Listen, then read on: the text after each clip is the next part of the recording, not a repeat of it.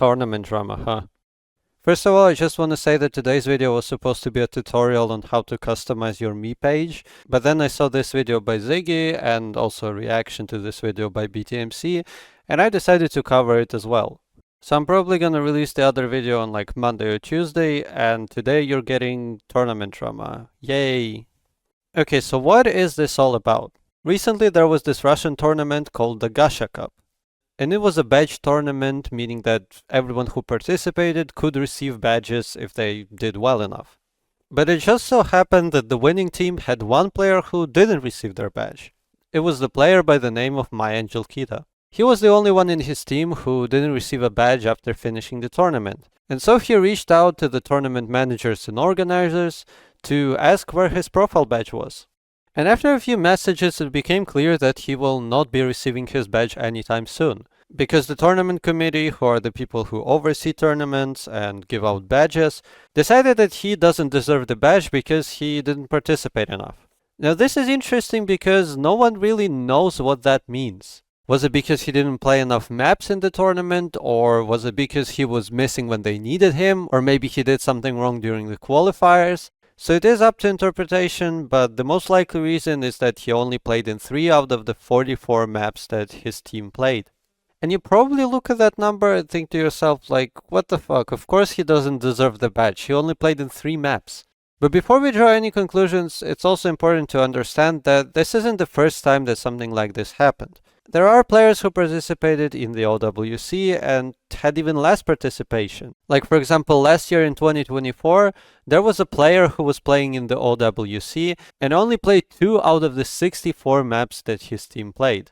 But for some reason, he still got the badge, while My Angel Kira didn't. So the reason why this is problematic is the same reason why mapping is problematic. Because a lot of rules are very vague and open to interpretation, meaning that it is up to the person who reviews a specific case to decide whether the rule applies in this case or does it not. But while mapping is a bit easier because you can find a different bitmap nominator and get your map nominated that way, you can't really do that in this case because the tournament committee is a really small group of people and they simply don't have the resources to gather meetings and discuss topics like this. Just think about it for a second. If bitmap nominators disagree on something, they just have to review the map and propose some changes or veto it or whatever, right? But reviewing the decision, like whether the player should receive a badge or not, requires rewatching the entire tournament and then talking to other people in the committee to come up with some sort of a reasonable decision. We have to understand that although the tournament committee also makes mistakes, there are also people who don't do this as their main job. Like, you don't get paid for being part of the tournament committee. Now that is not to excuse them from anything, because if they made a mistake, they should definitely correct it. But in my opinion, and I'm probably gonna get roasted for this, My Angel Kira doesn't deserve the badge. What? How? How could he say that? And the reason I don't think he deserves it is for the same reason that the committee doesn't think he deserves it. Profile badges are not something that should be given out to every single person on the street. And I know that having made it through the qualifiers and eventually have won the tournament is not something that everyone could do. I still think that everyone should get what they deserve. So if we have 2 different players on the same team and one of them played, for example, 30 out of the 40 maps that were played, and the other one played in 3 maps. Now regardless of whether they won or lost a certain round, I think that players should get what they deserve. And chances are that the player who participated in 30 out of the 40 maps played probably had the biggest impact on the team winning.